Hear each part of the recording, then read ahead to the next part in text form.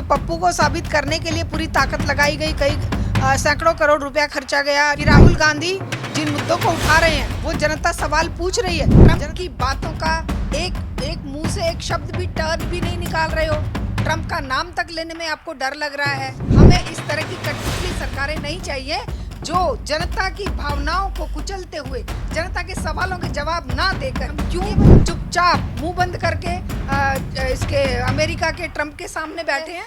अडानी के अगेंस्ट जो फाइलें खुली हुई हैं उन फाइलों को ये एक्सपोज कर देंगे और फिर अडानी फंसे तो पूरी की पूरी सरकार फंसी, बीजेपी फंसी। हमारे तुमने किसी भी तरह की कोई भी टेक्नोलॉजिकल डेवलपमेंट देश में R&D नहीं होने दी है। इन 11 सालों में तुमने पूरे उसको बर्बाद कर दिया है। फिर तुम क्या किस तरह का डंका बजा रहे हो कि पूरे विश्व में डंका बज रहा है। नमस्कार, मैं रंजय कुमार और आप देख रहे हैं DS4।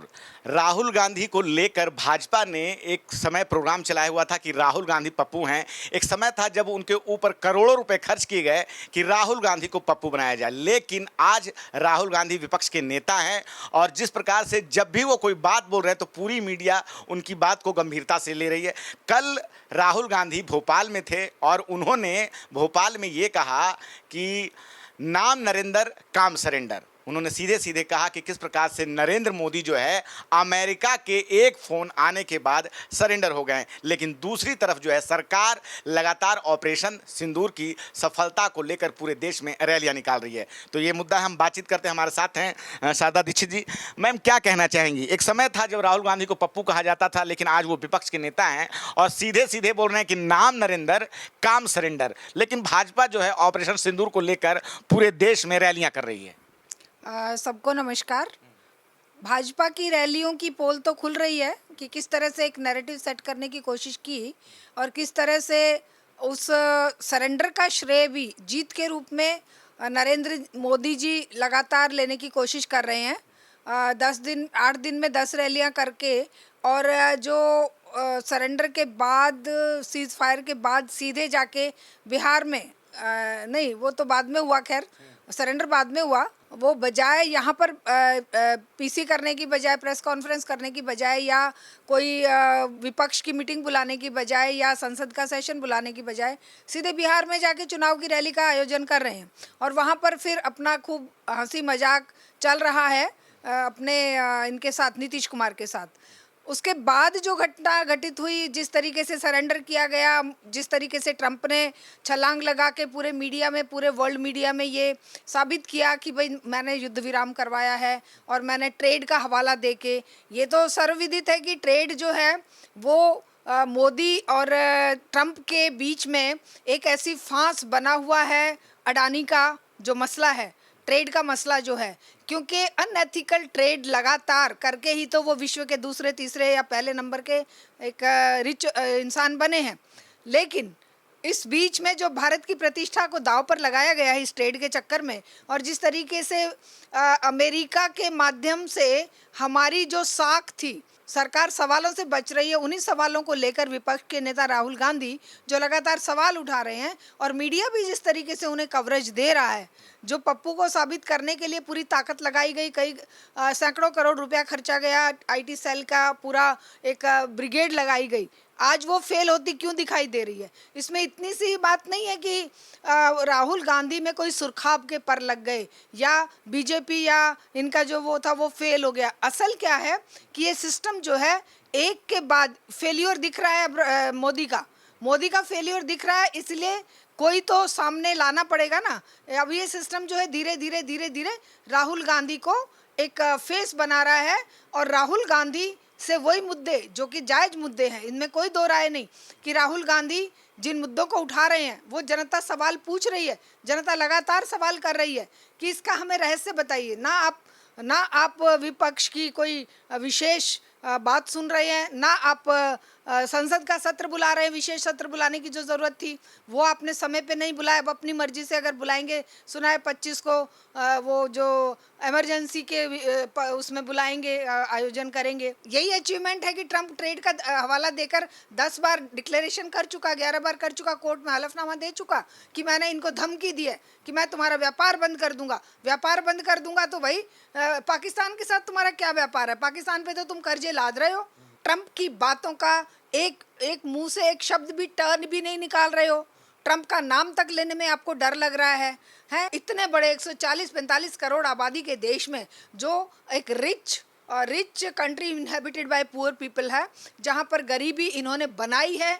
140 लोगों के पास देश की 50% संपदा को कंसंट्रेट होने दिया है और वो यहाँ की संपदा को लेके विदेशों में खूब अपना बिजनेस बढ़ा रहे हैं। यहाँ पर कोई प्रोडक्शन नहीं हो रहा है, यहाँ पर कोई रोजगार क्रिएट नहीं किया जा रहा है। तो ये क्रोनी कैपिटलिज्म का एक विभत्स रूप है, भयंकर रूप है, जो युद्धों को जन्म देता है और जो इस तरह के अपमानजनक सीज फायर के लिए भारत जैसे देश को, जो कि एक विश्व शक्ति के रूप में बन सकता था, लेकिन इन 10 सालों में देश का जो हाल हुआ है वो आप और हम देख ही रहे हैं। लेकिन भाजपा तो ये कह रही है कि राहुल गांधी या जो भी लोग विपक्ष के लोग हैं वो लगातार सरकार पे सवाल उठा रहे हैं, लेकिन अगर 3 दिनों के अंदर ही जो है किस प्रकार से जो है पाकिस्तान को धूल चटा दी है भारतीय सेना ने, और उसके बाद पाक डीजीएमओ से फ़ोन आया तो एक तरह से सरेंडर उनका था, न कि भारत ने कहीं किया है और ना ही नरेंद्र मोदी ने कहीं सरेंडर किया है। देखिए, पाकिस्तान की औकात भारत के सामने कुछ है भी नहीं।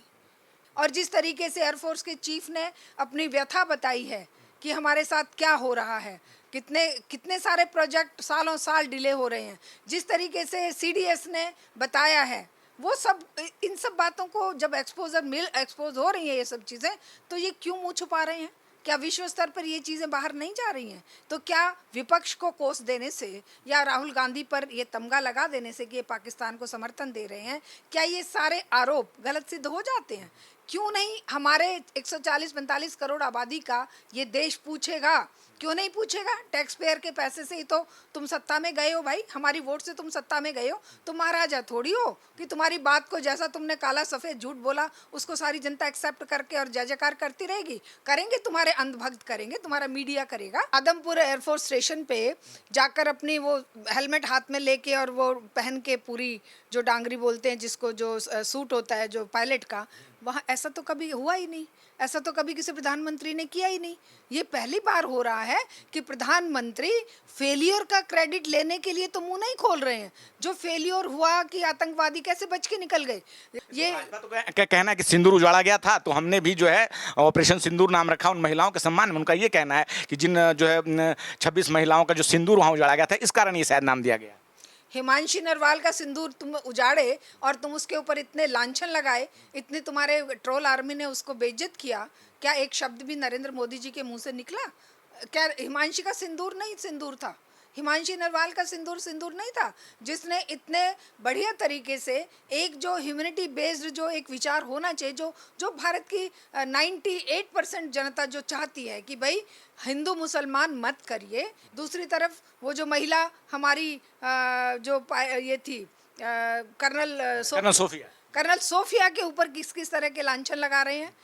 क्या मुंह खुल रहा है? मोदी जी का मुंह खुला, अमित शाह जी का मुंह खुला, क्या हमारे रक्षा मंत्री का मुंह खुला, क्या किसी भी बीजेपी के किसी नेता का भी मुंह इन महिलाओं के लिए खुला?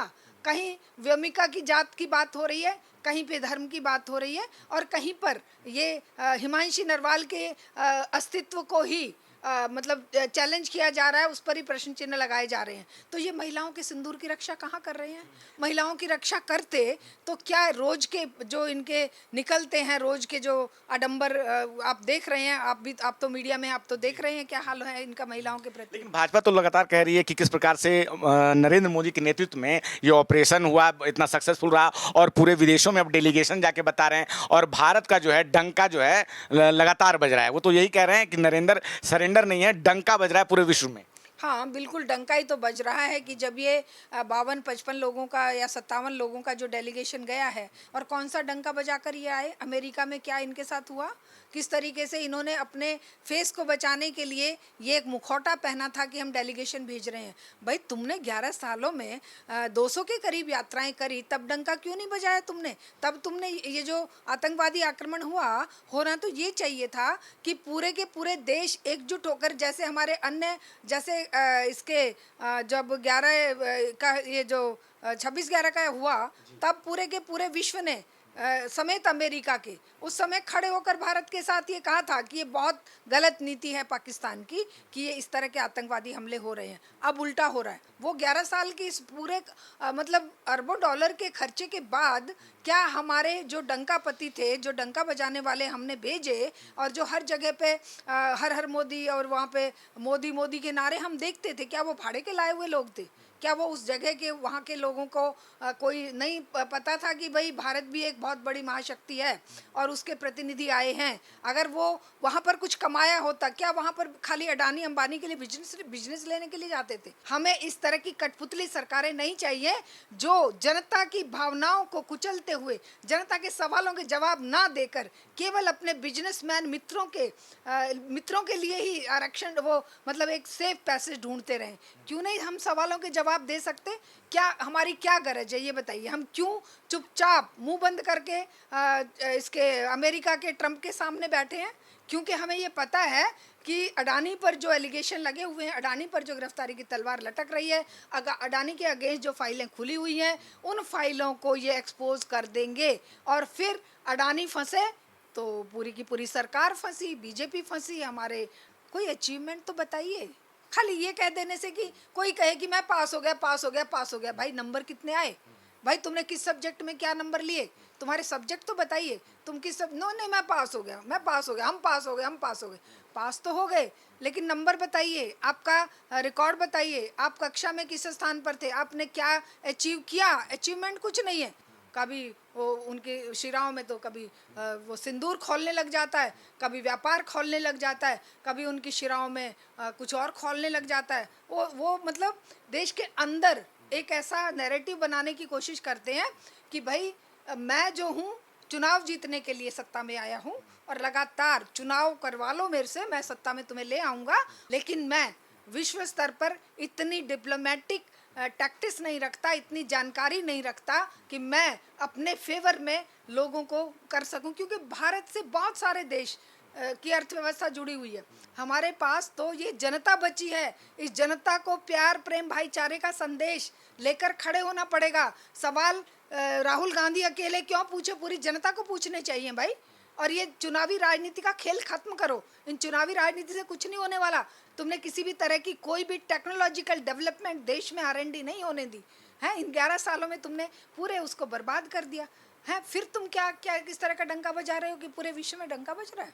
शारदा मैम, आपने हमसे बात की, बहुत बहुत धन्यवाद। चलिए, बहुत बहुत धन्यवाद सर। तो हमारे साथ बात कर रही थी शारदा दीक्षित जी। और जिस प्रकार से कल राहुल गांधी ने भोपाल में ये कहा कि नाम नरेंद्र काम सरेंडर, और इस बात को लेकर लगातार मीडिया में बातचीत चल रही है कि किस प्रकार से एक तरफ तो नरेंद्र मोदी जो है पूरे देश में रैलियां कर रहे हैं कि ऑपरेशन सिंदूर सक्सेसफुल रहा, लेकिन दूसरी तरफ जो विपक्ष के नेता हैं राहुल गांधी और साथ ही साथ एक बड़ा जो जनता का वर्ग है वो पूछ रहा है कि आखिर 3 दिनों में क्या हासिल हुआ। जो 3 दिनों की जो लड़ाई हुई उसमें ऐसा क्या हासिल हुआ वो देश को बताया जाना चाहिए। और इस बात को लेकर अब जो है विपक्ष जो है संसद से विशेष सत्र की मांग कर रहा है कि आखिर पूरे देश की जनता को बताया जाए कि जो लक्ष्य जो पाने चाहिए थे, जो पाना था, क्या वो लक्ष्य भारत को मिला या नहीं मिला, उसके लिए विशेष सत्र को बुलाया जाना चाहिए। तो विशेष सत्र के लिए तो अभी तक तो कोई खबर नहीं आई है, लेकिन भाजपा लगातार इस बात को कह रही है कि जो है लक्ष्य पा लिया गया है। आप क्या सोचते हैं? अपनी राय हमें जरूर बताएं। मैं रंजन कुमार, धन्यवाद।